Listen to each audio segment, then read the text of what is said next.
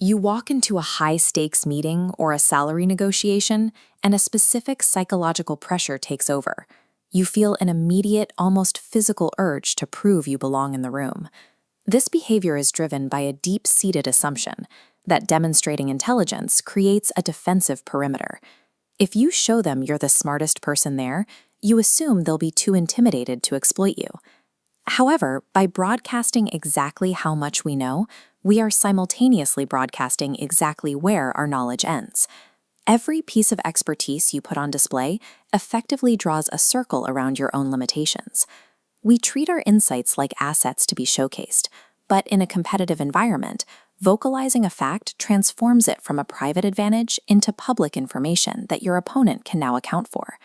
This dynamic was understood perfectly by a salesman who consistently out-earned his peers by doing the opposite of projecting competence. He intentionally looked the ways to seem like he knew the least.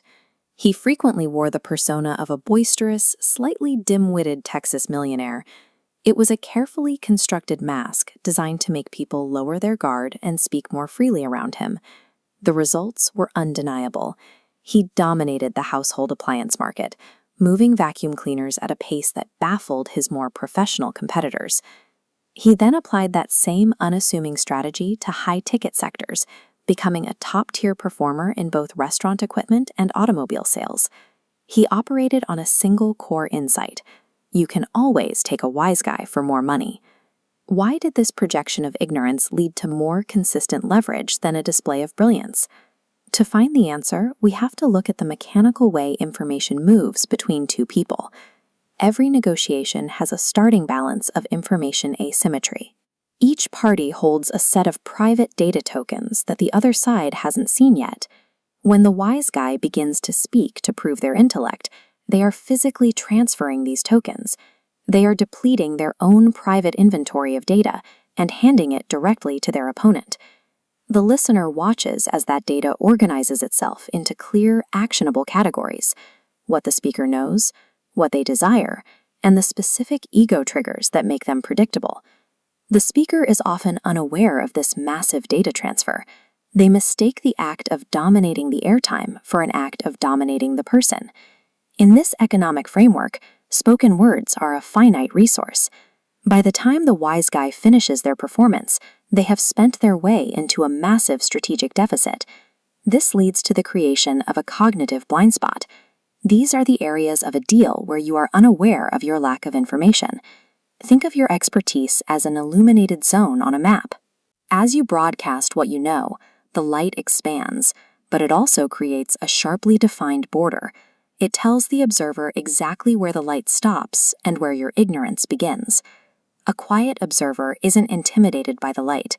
They are looking at the dark voids. They are being handed a blueprint of your blind spots, mapped out by your own display of knowledge. The salesman's strategy was to keep his own map entirely dark. By playing the role of the ignorant party, he incentivized opponents to keep talking, forcing them to map out their own weaknesses for him.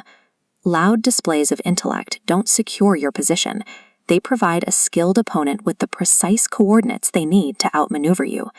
Tactical power flows to the person holding the most unrevealed information.